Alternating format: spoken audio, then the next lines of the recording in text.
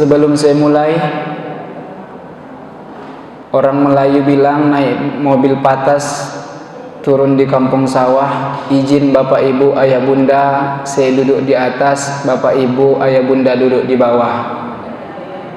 Alhamdulillah. Bismillahi walhamdulillah. Assalamualaikum warahmatullahi wabarakatuh.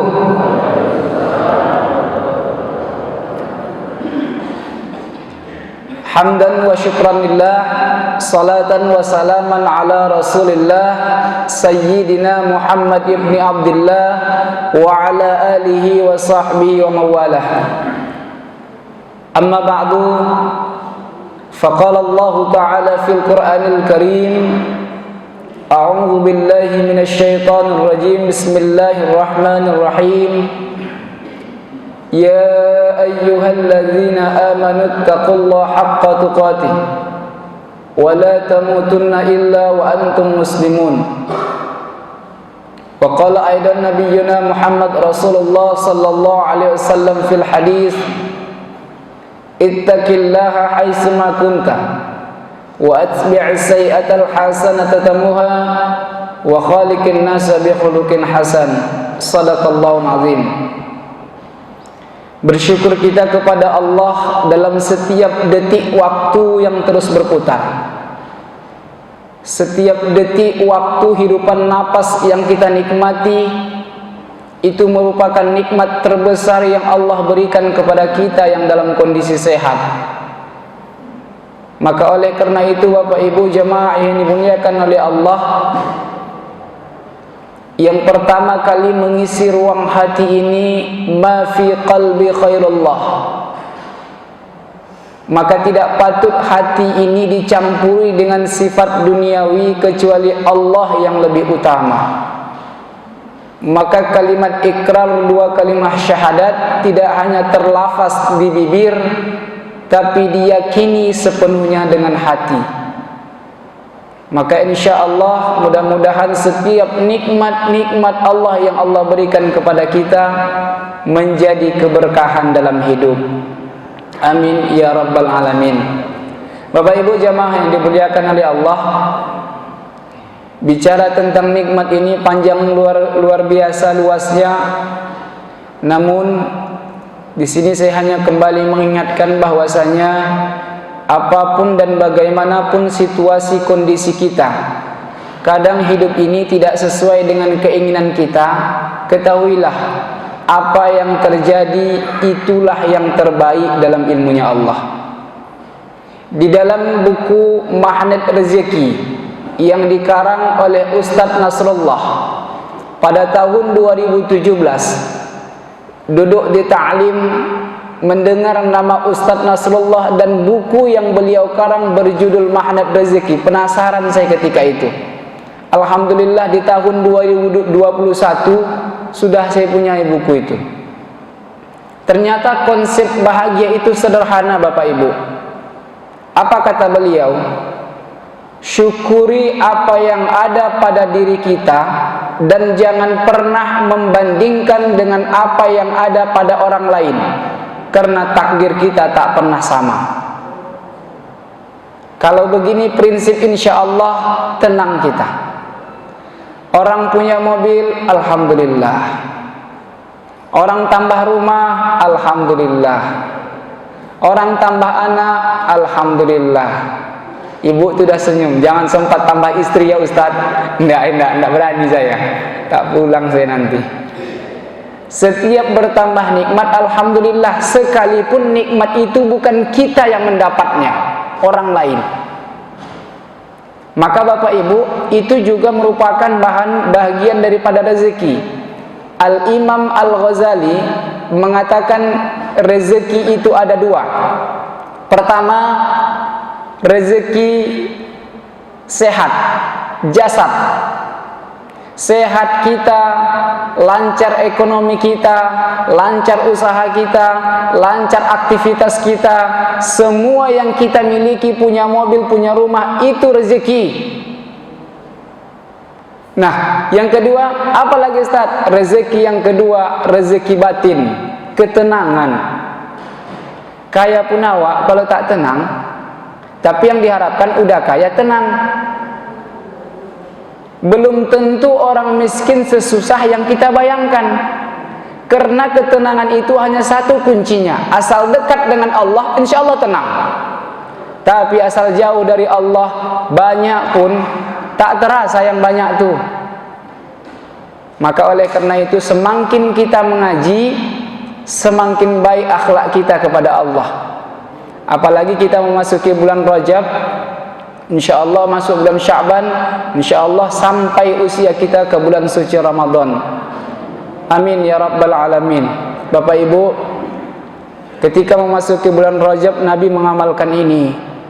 Kenapa Ustaz?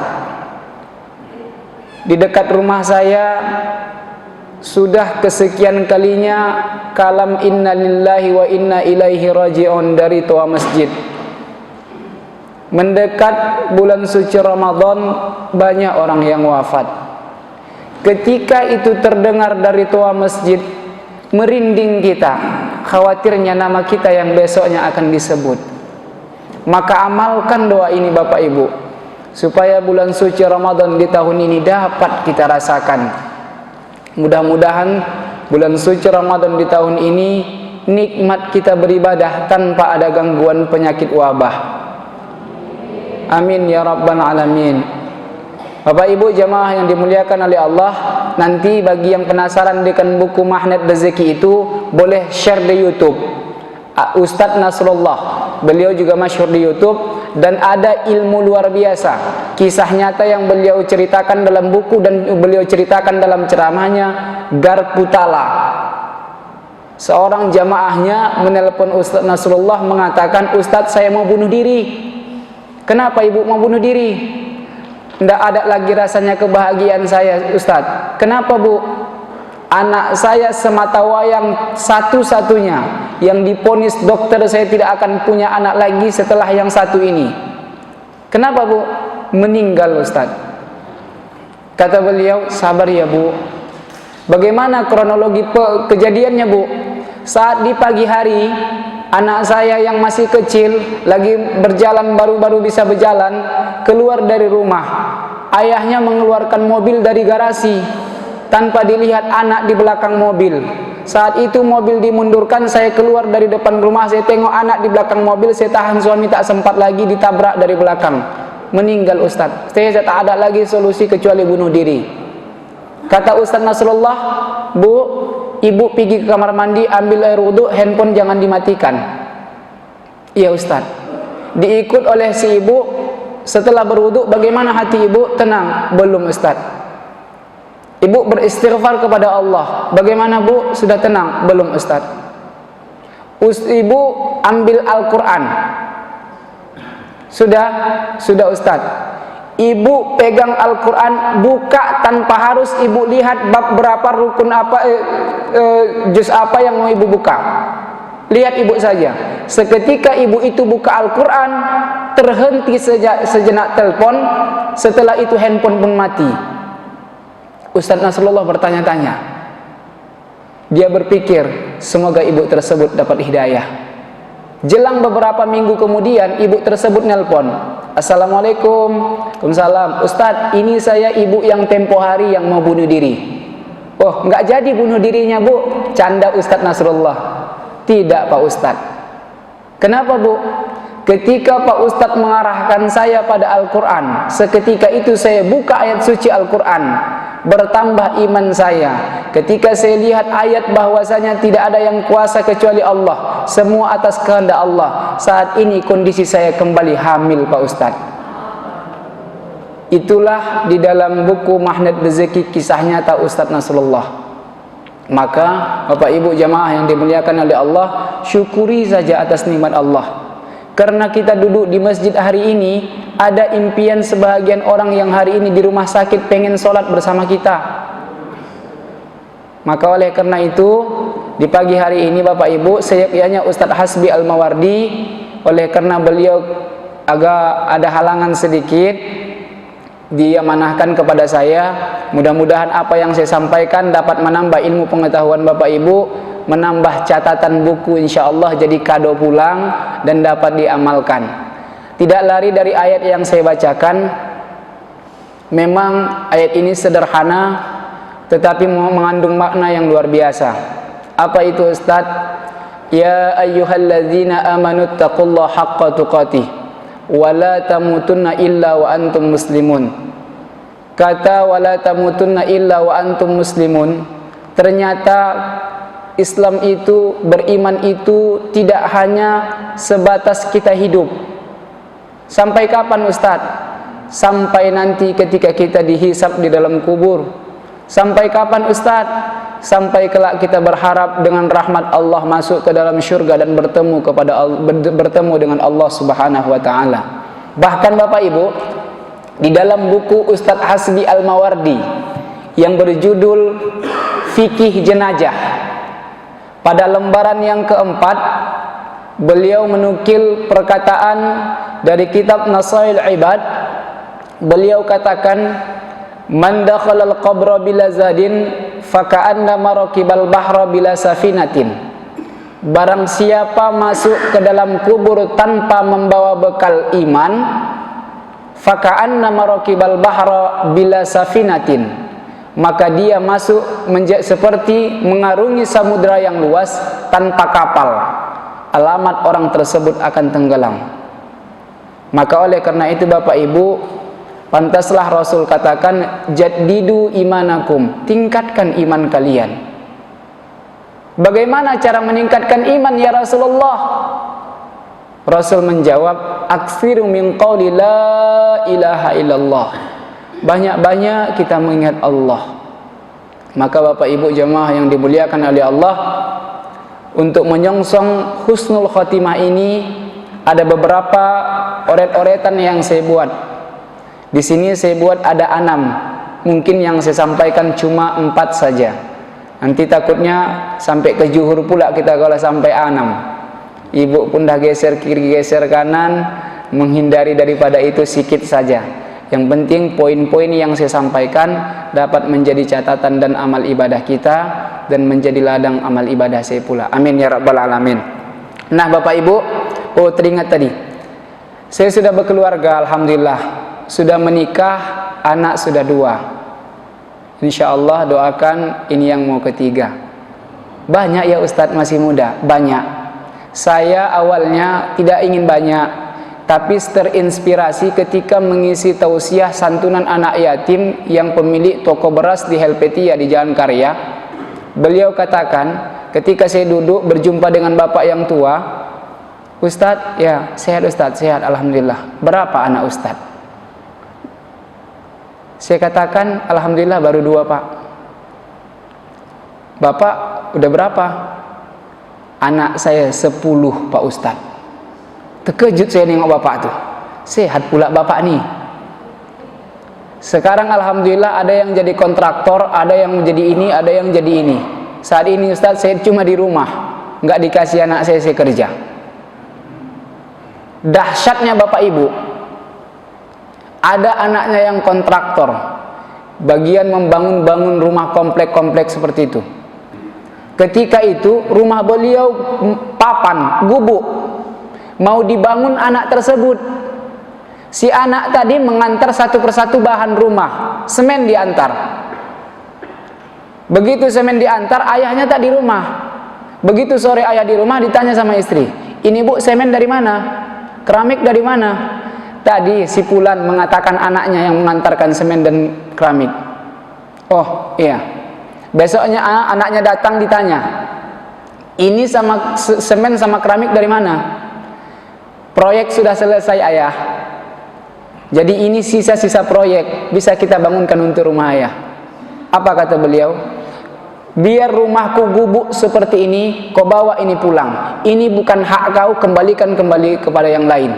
Sebiji paku tak ada dari yang haram kau masukkan ke rumah ini. Jangan sampai kau masukkan yang tak baik. Itulah yang dijaga beliau. Sebiji paku tak ada yang haram. Jangan sampai kau bawa ke rumah sesuatu yang tak baik. Nah Bapak Ibu jamaah yang dimuliakan oleh Allah, maka 4 hal dapat menyongsong seseorang itu husnul khotimah. Ini yang kita harapkan. Finish kita husnul atau su'ul. minta kita husnul. Tapi terkadang realita perbuatan yang kita lakukan, ibadah yang kita lakukan, terkadang tidak menyongsong daripada keinginan yang kita harapkan. Kenapa Pak Ustadz? Di dalam buku Petuah Sang Guru yang dikarang oleh Ustadz Najib Lubis, mengapa setelah selesai sholat itu kita berzikir istighfar?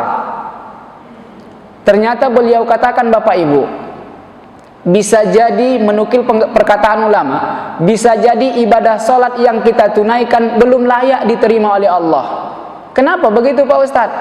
Beliau katakan, saat ketika itu jasad kita berada di masjid, tapi hati kita di luar masjid.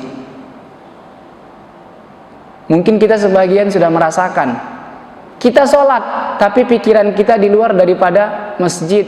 Pekerjaan lah, keinginan di bulan suci Ramadan lah, mak-mak bagi yang memasak, pikirannya pemasakannya kompor hidup atau sudah mati.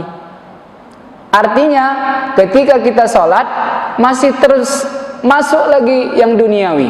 Maka dua amalan di dalam buku Umat Bertanya Ulama Menjawab karangan Dimyati Badrul Zaman, ulama mengatakan ada dua amalan dilakukan sebelum sholat. Pilih salah satu di antaranya. Pertama, beristighfar kepada Allah sebelum sholat. Astaghfirullahaladzim, astaghfirullahaladzim. Yang kedua, baca surah Qul a'udzu birabbin nas, supaya jangan diganggu syaitan. Diganggu. Azan dalam hadis Nabi, setan lari terbirit-birit sampai buang angin. Udah itu datang lagi dia sampai masuk qomat. Udah qomat, lari lagi dia. Habis qomat datang lagi dia. Kenapa Ustadz selesai sholat kita mengadakan istighfar? Dengan istighfar yang kita lantunkan selesai sholat, maka Allah terima ibadah sholat yang kita lakukan. Dan kita berharap Bapak Ibu, mudah-mudahan sholat subuh yang berbahagia ini menjadi ibadah ya Rabbal Alamin. Yang pertama apa Pak Ustadz? Yang pertama, tidak lari dari apa yang kita lakukan di pagi hari ini. Di dalam kitab Syara' Al-Wafi yang dikarang oleh Dr. Mustafa Diab Al-Bugha, hadis baginda Rasulullah sallallahu alaihi wasallam yang masyhur, pondasi umat Islam itu ada 5. Bunyal Islamu ala khamsin, syahadati an la ilaha illallah wa anna Muhammad Rasulullah. Setelah kita berikrar 2 kalimah syahadat, seseorang itu diajari, dibimbing untuk berikrar 2 kalimah syahadat, diajarkan ilmu tauhid. Tiada yang kuasa kecuali Allah. Allah bisa memuliakan orang miskin tanpa menambah kekayaannya, dan Allah bisa menghinakan orang kaya tanpa mengurangi sedikit pun dari kekayaannya. La mawjud illallah, la ilaha illallah. Tidak ada yang kuasa di muka bumi ini kecuali Allah. Maka ketika hayya 'alas salah, la haula wala quwata illa billah. Tidak ada daya upaya kita Bapak Ibu. Kita bisa kaya karena Allah kasih izin rezeki kita sehat. Kalau tidak, tak juga. Kadang ada kesempatan, tidak ada keinginan. Ada keinginan, kemampuan yang tak mampu. Orang sakit pengen sehat, orang sehat pengen sakit. Kenapa begitu Ustaz? Iya, udah sehat tak merokok, merokok pula Bapak tuh. Bagi yang perokok di sini saya bukan menyindir, tidak. Tapi tanpa sadar kita mendongkrak ekonomi orang kafir. Maka di dalam kitab Sirah Nabawiyah, Rasul menganjurkan selagi ada produk muslim, belanja sama produk muslim. Kenapa? Kalau orang Islam pedagang kaya akan mengeluarkan zakat hartanya, kalau tak dikeluarkannya berdosa dia. Apalagi kalau dia kaya, santunan anak yatim, fakir miskin akan tersentuh mereka dengan hartanya. Tapi kalau orang kafir, mereka akan gunakan untuk kebutuhan agamanya.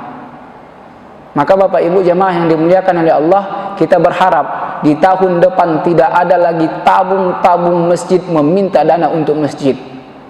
Kita ini kaya Indonesia, tapi miskin hatinya.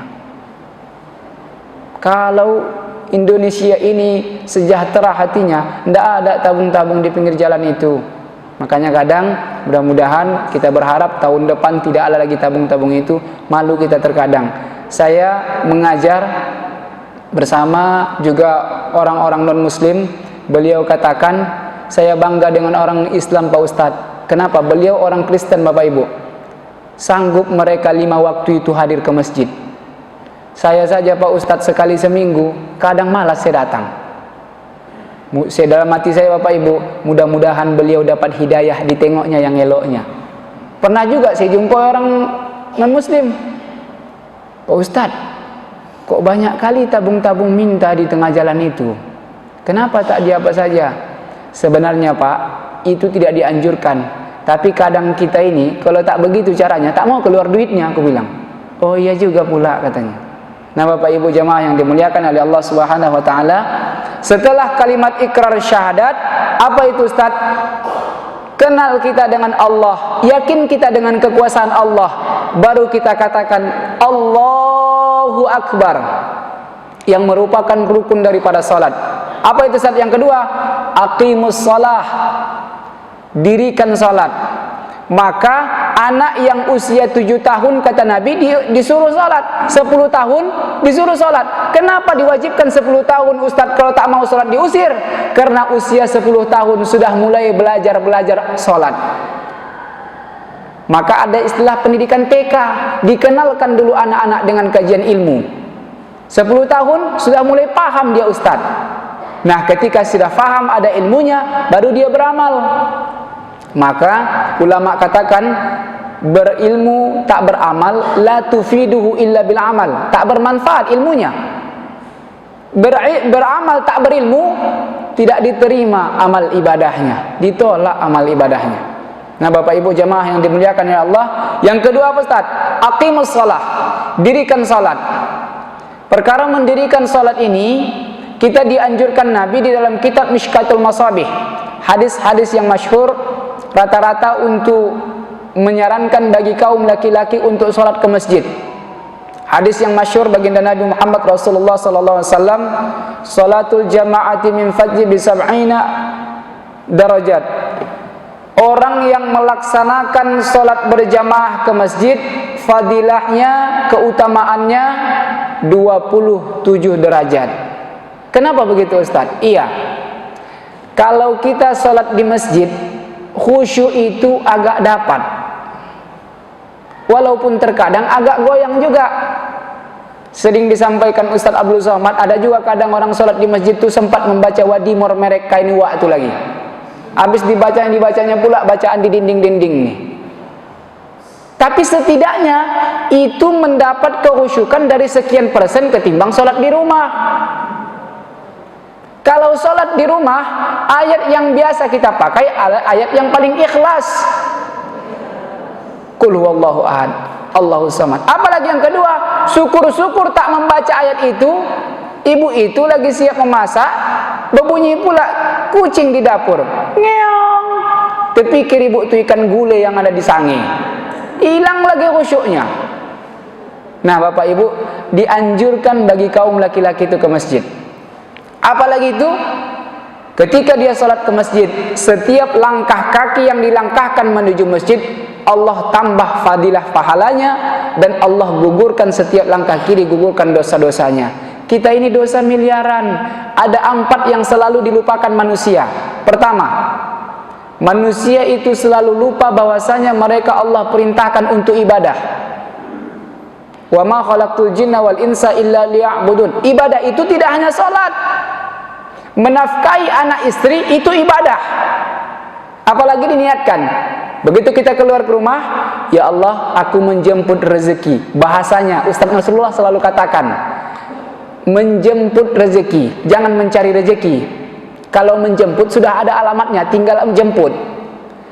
Rezeki itu tahu keberadaan kita, kita yang tak tahu kadang keberadaan rezeki. Cuma satu penghalang rezeki, perisainya apa itu Ustaz? Dosa.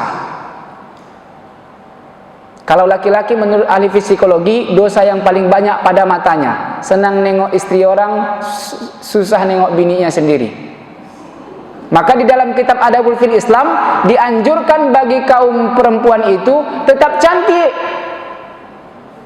Pakailah sedikit make up, kalau ada pakai MS Glow biar agak cantik. Iya, walaupun sudah tua, iya. Menyenangkan suami. Kok tahu Ustaz MS Glow? Ya kemarin istriku pakai itu. Iya. Kenapa Ustaz? Istri kita pengen cantik, harus kita kasih modal.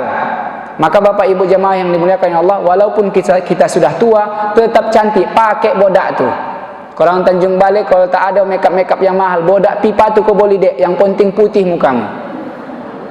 Iya, ini akhir zaman. Laki-laki dosa yang paling banyak pada matanya ketika dia menangis, selalu dipejamkannya matanya. Astaghfirullahaladzim. Kecuali sebahagian ya, tak saya katakan, ketika istrinya meninggal, satu tertutup, astaghfirullahaladzim, satu lagi terbuka. Itu hanya anekdot saja. Kenapa terbuka satu Pak Ustaz? Nengok mana kira-kira setelah ini. Nah, Bapak Ibu jamaah yang dimuliakan Allah, ingat, kalau perempuan di mana Ustaz? Perempuan dosanya yang paling banyak pada lisannya. Begitu suami pulang, satu pertanyaan mau dijawab suami, sudah menyusul 300 pertanyaan. Dari mana bang tadi kok lambat kali? Mau dijemput bapak tu tadi dek, agak ada banyak kerjaan lembur. Mau dijawab bapak tu, sudah 300 pertanyaan. Tengok bang, baju kok kotor. Dari mana bapak tadi ini? Aku curiga kau ini. Banyak pertanyaan. Jangan bapak ibu. Belakangan ini, mohon ampun kepada Allah. Saya selalu minta ampun kepada Allah ketika ada jamaah bertanya perihal tentang keluarga. Mohon ampun, tak sanggup saya lagi menjawabnya bapak ibu. Ketika saya pulang mengisi pengajian peruditan bapak-bapak, ada jamaah yang nelpon, Ustadz, perihal keluarga, istighfar saya ketika itu. Ibu mungkin memandang hidup Ustadz itu enak, menyampaikan kaji selesai. Tidak, semakin disampaikannya perihal besar, semakin besar ujiannya. Begitu saya sampaikan apa yang saya dapat, saya telponi guru-guru saya. Ustadz, bagaimana kira-kira kalau begini jawabannya? Apa kata beliau? Supaya jangan terjadi keributan dalam rumah tangga, jangan lakukan apa yang tidak disukai suami, dan sampaikan pada istri, jangan lakukan apa yang tidak disukai istri. Insya Allah aman. Oh iya pula, saya belajar lagi, saya dapat, ternyata motto dalam rumah tangga itu Bapak Ibu, apa Ustadz? Sebesar apapun ombak menghantam kapal, jangan pernah lompat dari kapal. Sebesar apapun ujian rumah tangga, pisah itu jangan sampai. Setelah itu Bapak Ibu, saya sampaikan, diuji rumah tangga saya. Datang ibu-ibu menawarkan, Ustadz nomor 2 pun jadi. Ditengok istri pula. Kacau saya pikir. Saya jelaskanlah pelan-pelan. Dek, pernah abang bilang sama adik dulu, kau yang pertama dan kaulah yang terakhir. Lembut hati bini awak tu. Alhamdulillah dalam hatiku. Ku ganti terus namanya Ucok Batu. Takut aku lagi nge-WA dia. Nah Bapak Ibu jamaah yang dimuliakan oleh Allah, maka oleh karena itu ingat, Ummu Atiyah dikatakan ahli syurga 4 amalannya. Ini bagi emak-emak. Apa itu Ustaz? Ini zaman milenial, kaum wanita lebih banyak daripada kaum laki-laki.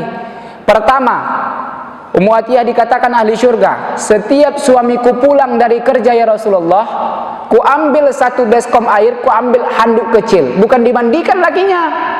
Jadi ku suruh duduk di kursi, ku cuci kakinya.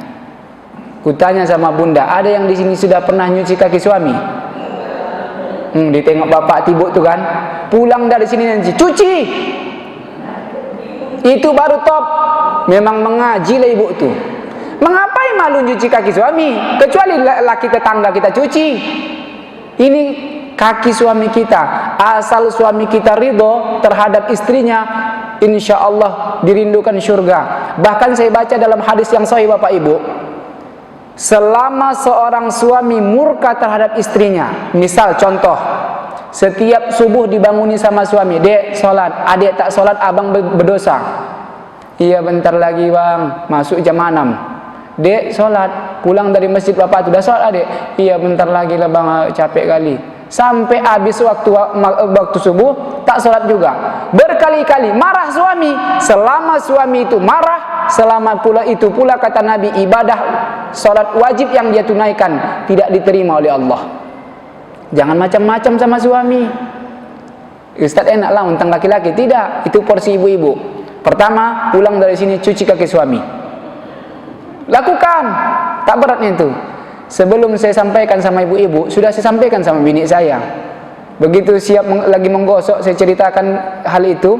Dipanggil suami istri saya ke kamar mandi. Sini dulu bentar bang. Ya, dalam hatiku diciciknya kakiku ini. Begitu aku masuk kamar mandi, diambilnya gayung. Bang, ku siram-siramlah dulu ya, katanya. Jadilah dek dalam hati awak. Yang kedua, temani suami makan. Jangan lalat yang nemani suami makan. Kadang suami begitu pulang, dek abang makan, makanlah bang, makan. Istrinya di mana? Nengok handphone Lazada, Shopee, mau ngorder. Laki ambil sendiri. Dek, nasi di mana? Di Kosmos lah bang, masak di kamar mandi. Kasihan kali bapak tuh yang begini. Begitu sudah dapat nasi, dek, lauk di mana? Dilemarikan lah bang, tak mungkin di kamar tidur. Bercanda pula ibu itu, padahal bapak itu kecapean mau makan. Begitu menuju kamar lemari makan, bapak itu buka lemari makan, istri bilang lagi sambil main handphone, nengok-nengok bekal untuk dibawa pulang kampung. Pak, ya ma, itu ikan dalam lemari ikan ada 3 potong. Ya ma, makan papa lah. Ya ma, tapi ingat anak kita ada 3 ya pak. Dalam hati bapak itu ikan 3 potong, anak 3, seakan-akan bilang jangan ku ambil ikan, kuahnya saja diambil bapak itu. Apa tak kena stroke? Nah, ingat, temani suami kita makan, jangan lalat. Kalau ibu melayani suami dengan baik, mengalahkan rumah makan tak akan ada lagi singgah. Tengok rumah makan. Begitu datang masuk bapak tuh, mau minum apa pak? Lembut bukan main. Bapak mau ikan apa? Ada ikan tongkol, ada ikan kakap, ada ikan sambal, ada ikan gulai. Yang mana kira-kira yang enak? Ikan kakap lah pak, karena lebih mahal pula kan. Ikan kakap lah. Nah, ikan kakap pun jadi. Ibu jangan kalah sama rumah makan. Pulang suami tanya seleranya, abang mau kopi, mau teh manis? Jangan singgah abang ke pos kopi. Adek pun jago minum buat kopi. Insya Allah tak singgah-singgah bapak tu lagi ke warung kopi. Asal begitu mau singgah, teringat sama bini, kopi biniku lebih enak. Insya Allah kalau bunda temani suami makan, tak akan dibilang suami masakan ibu tak enak, walaupun masam mukanya lagi mau makan. Nah, yang ketiga, layani suami dengan baik. Ini sensor, udah pengalaman kita semua. Yang keempat, minta maaf kepada suami setiap malam. Dek, bang, mungkin dari pagi, siang, malam ada salah adek sama abang. Pelayanan adek tak baik, adek minta maaf ya bang. Ustadz, dilema ini ada memang ibu-ibu yang cerita, lakiku perokok pak ustadz, udah mau tidur tak gosok gigi. Kalau gitu jangan ibu lupa pakai masker. Bang, minta maaf adek ya bang. Kenapa adek tutup mulut? Iya bang, adek tak tahan mencium bau rokok mulut abang. Insya Allah berhenti bapak itu merokok. Nah, ketika itu bapak ibu amalkan, minta maaf. Walaupun bapak-bapak, ibu-ibu ini capek. Kenapa capek ustadz? Kerjaan ibu-ibu ini semenjak dari mulai terbit fajar sampai terbenam mata suami, tidak habis-habis kerjaan suami, istri. Maka bapak ibu jamaah yang dimuliakan ya Allah, 4 ini catatan bagi emak-emak. Nah, apa yang pertama ustadz? Solat kita jangan tinggal, upayakan solat berjamaah. Ajak anak-anak kita bapak ibu, pendidikan hari ini sudah minim. Kita tidak dijajah seperti Belanda yang belajar itu bersembunyi. Tapi sekarang kita dijajah 3 hal. Pertama, dari dulu zaman dulu narkoba itu sudah ada, tapi tidak merebak begitu luar biasa. Sekarang luar biasa dahsyat narkoba. Yang kedua, apa ustadz?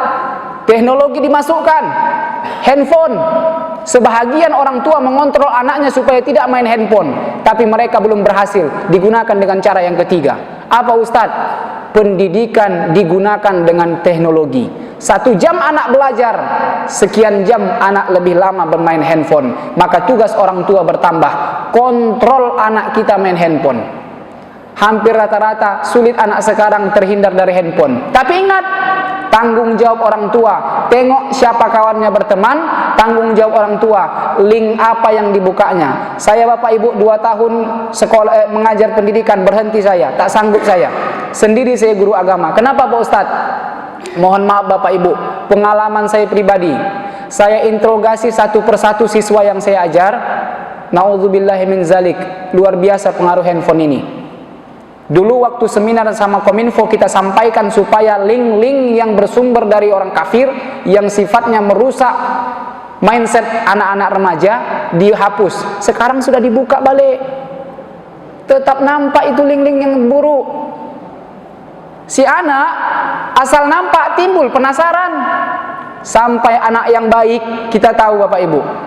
Karena saya waktu itu punya buku 13 tentang pergaulan anak bebas. Saya baca satu persatu, oh rupanya begini. Ketika belajar saya panggil anak siswa itu. Dia matanya ke kita, tapi pikirannya entah kemana.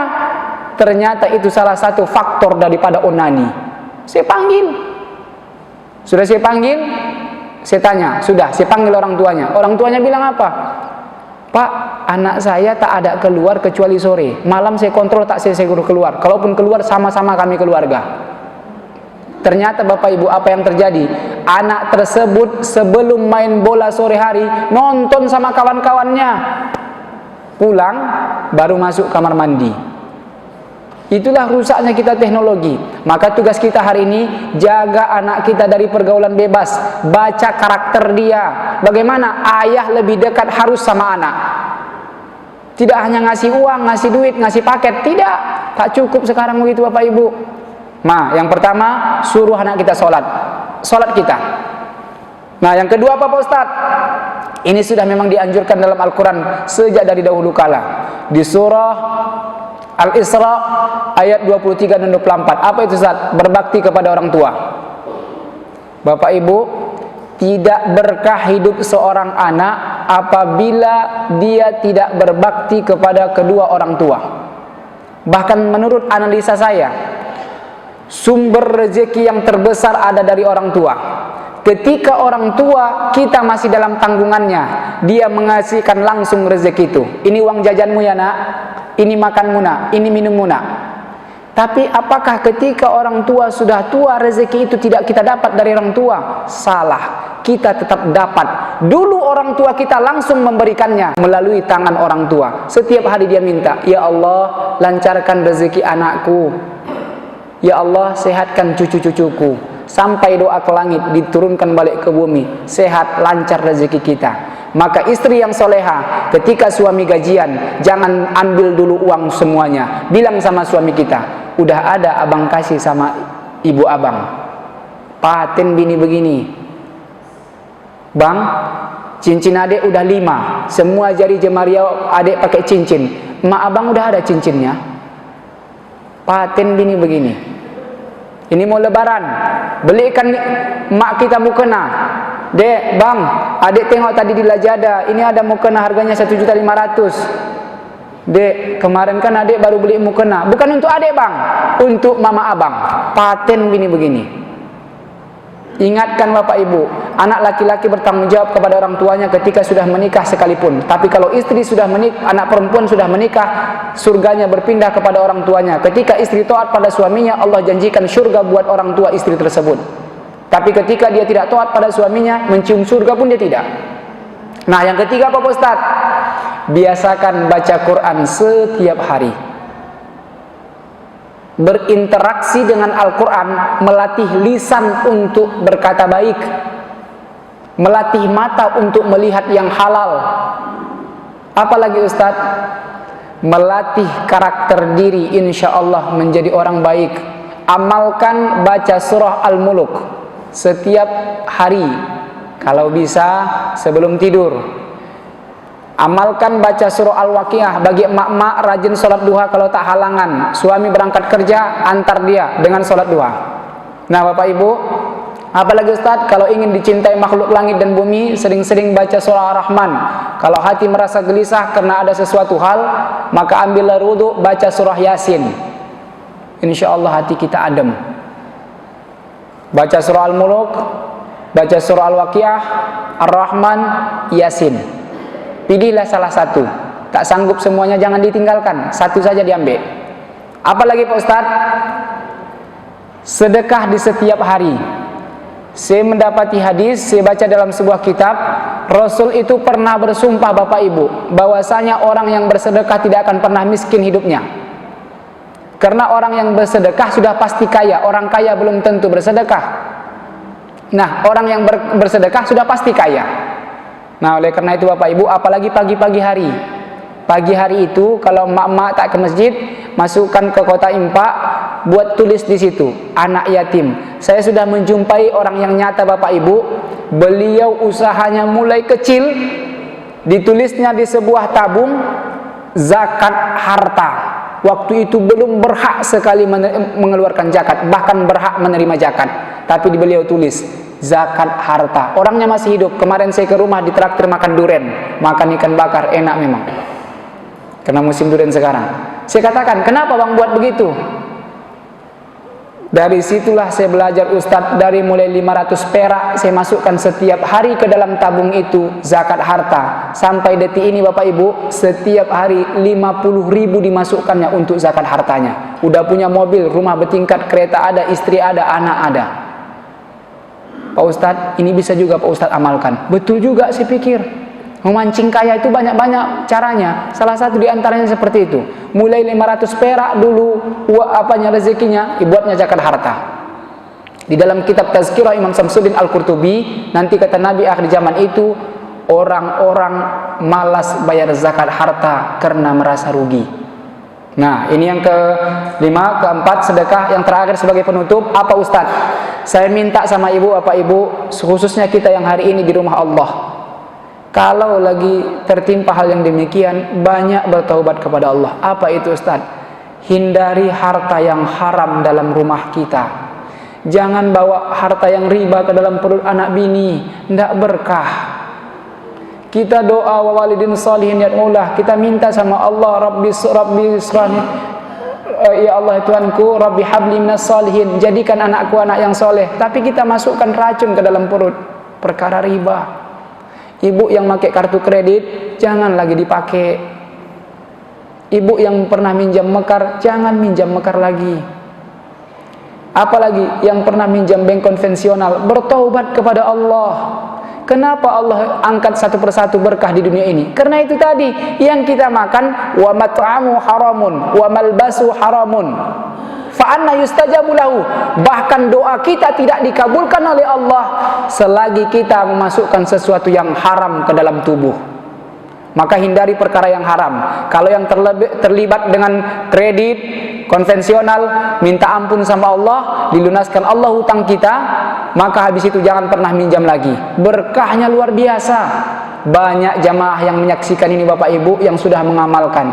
Waktu saya mengisi pengajian ke Kim, ada yang katakan, pada hari itu Pak Ustadz, saya mau minjam ke koperasi, karena Ustadz sampaikan dosa orang yang paling ringan riba tersebut, seperti ibu kandung menjinahi, seperti anak kandung menjinahi ibu kandungnya sendiri. Itulah dosa riba yang paling ringan.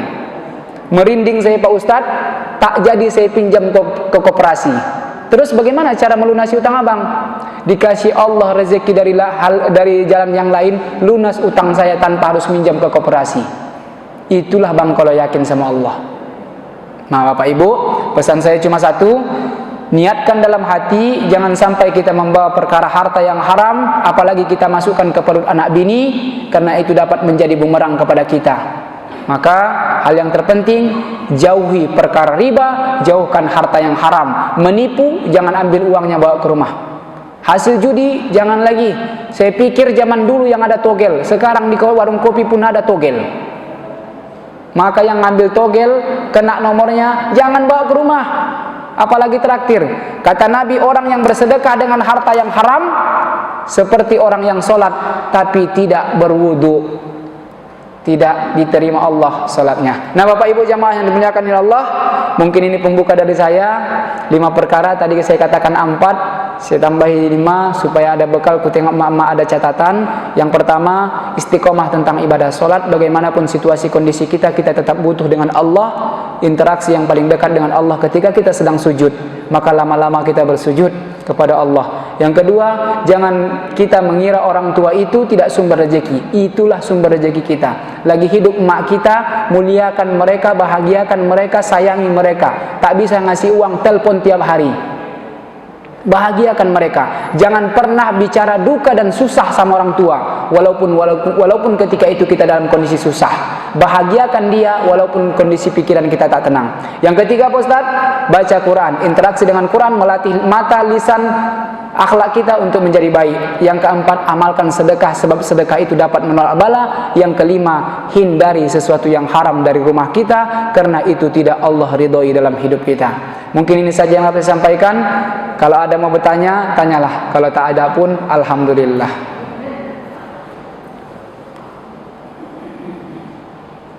Ada Bapak Ibu bertanya? Tak ada? Kalau tak ada, alhamdulillah. Mungkin ini saja bagi kita semua, terkhusus bagi saya sendiri Bapak Ibu. Apa yang saya sampaikan itu tak jauh apa yang sudah saya kerjakan.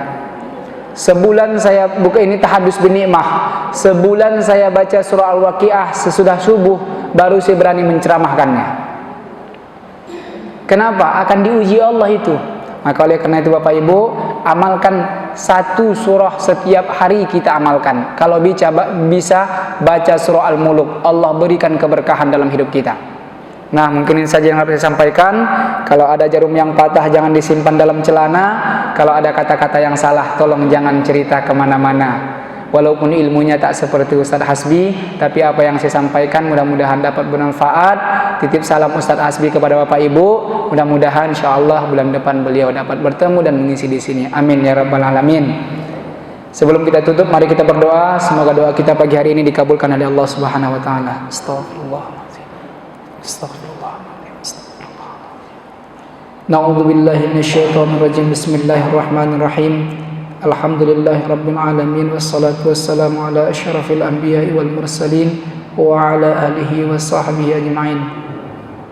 Ya Rabb, lakal hamdu kulluh, ya Rabb, laka syukru kulluh, ya Rabb, laka nasjudu wa na'bud. Rabbana zalamna anfusana wa illam taghfir lana wa tarhamna lanakunanna minal khasirin. La ilaha illa anta subhanaka inna kunna minaz zalimin. Allahumma barik lana fi Rajab wa Sya'ban wa ballighna Ramadan. Ya Allah, ya Rahman, ya Rahim. Duhai Allah yang Maha menatap, Engkau tahu ya Allah jumlah dosa dan maksiat yang kami lakukan ya Allah. Namun karena Maha Rahman dan Maha Rahim-Mu ya Allah, Engkau bukakan pintu taubat seluasnya bagi kami yang berdosa ini ya Rahman. Ya Allah, ya Tuhan kami yang Maha Rahman, yang Maha Rahim, sekalipun kami melakukan dosa, maksiat dan kelalaian kepadamu ya Allah, Engkau tetap beri kami nikmat sehat ya Allah. Engkau tetap beri kami nikmat rezeki ya Rahman. Ya Allah, ampuni dosa-dosa kami ya Rahman. Ya Allah, ya Tuhan kami yang Maha Rahman, yang Maha Rahim, begitu mulianya Engkau ya Allah. Setiap kami yang duduk di masjid ini punya aib ya Rahman, tapi karena kasih sayang-Mu Engkau tutup aib-aib kami dengan rapi ya Allah. Tak seorang pun yang tahu aib kami, bahkan istri kami tak tahu aib keburukan kami ya Allah. Ya Allah, ya Tuhan kami, ampuni dosa kami atas dosa-dosa kami di masa lalu ya Rahman. Tutup aib kami ya Allah, jangan Kau buka ya Rahman. Begitu pula tutup lisan kami, jangan sampai membuka aib-aib saudara-saudara kami ya Allah. Ya Allah, ya Rahman, ya Rahim, ampuni dosa kami ya Allah. Mungkin dahulu pernah kami mengambil sesuatu yang bukan hak kami, membawa sesuatu yang haram ke dalam rumah tangga kami ya Allah, membawa harta yang riba ke dalam rumah kami ya Allah.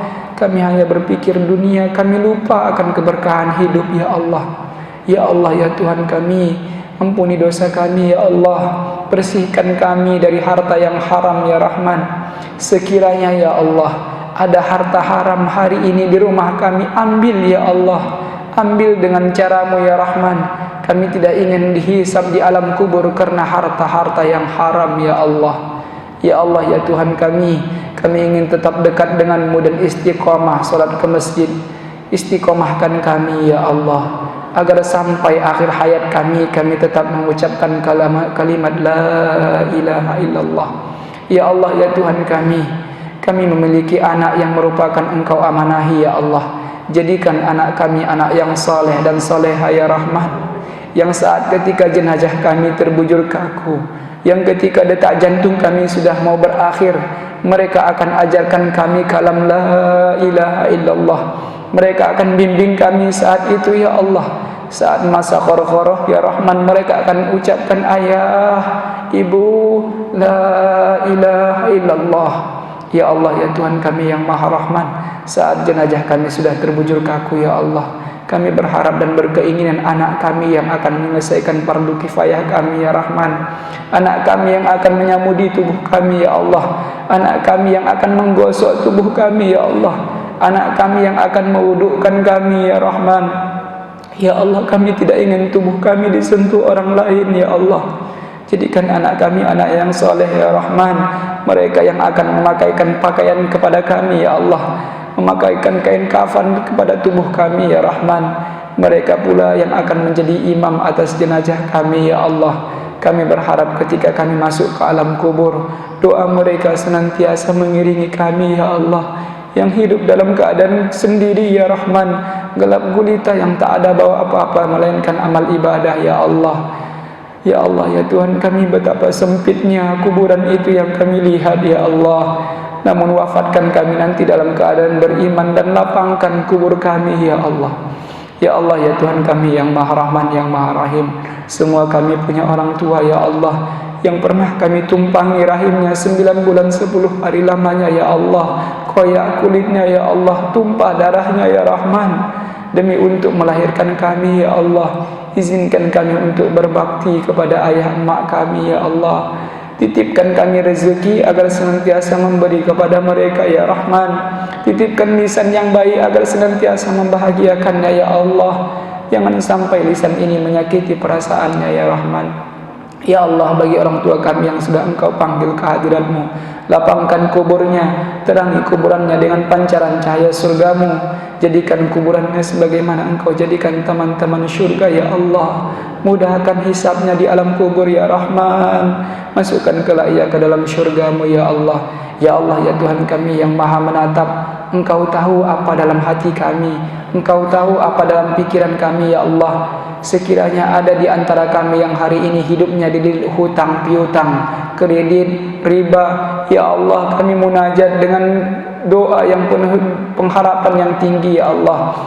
Berikan rezeki yang melimpah agar dapat melunasi hutang piutang tersebut ya Rahman, agar umat Islam tak terlilit lagi perkara riba ya Allah. Ya Allah, ya Tuhan kami, mungkin di antara kami, saudara kami, kerabat kami, famili kami hari ini ada yang ditimpa sakit ya Allah. Ada yang sakit stroke ya Rahman, ada sakit yang lain-lainnya ya Allah. Berkah doa jamaah masjid subuh ini ya Rahman, angkat sakitnya ya Allah, sembuhkan ia dari sakitnya ya Allah. Engkau yang menurunkan penyakit dan Engkau pula yang mengangkatnya ya Rahman. Ya Allah, ya Tuhan kami, bagi Engkau yang hari ini ya Allah melihat hamba-Mu yang bermunajat, yang belum Engkau kabulkan doanya, kabulkan doa kami ya Allah. Sampaikan usia kami ke bulan Sya'ban, ke bulan Ramadan ya Rahman. Kami ingin menikmati ibadah di bulan suci Ramadan tahun ini ya Allah. Ya Allah, ya Tuhan kami, ya Rahman, ya Rahim. Engkau tahu jumlah dosa dan maksiat kami, ampuni dosa kami ya Allah. Jadikan sakit menjadi penggugur dosa kami, harta yang Engkau titipkan berkah dunia akhirat ya Rahman. Rabbana atina min ladunka rahmatan wa hayyi lana min amrina rasyada. Titipkan ketenangan dalam hati ini ya Allah, agar tidak jauh dari kesusahan dan kegelisahan terhadap dunia ini ya Rahman. Rabbana atina fid dunya hasanah wa fil akhirati hasanah wa qina adzabannar. Wa sallallahu wasallam alaihi walhamdulillahi rabbil alamin. Bapak Ibu jamaah yang dimuliakan ya Allah, mungkin ada penyampaian saya yang kurang baik dan kurang berkenan, saya mohon maaf. Billahi taufiq wal hidayah. Assalamualaikum warahmatullahi wabarakatuh.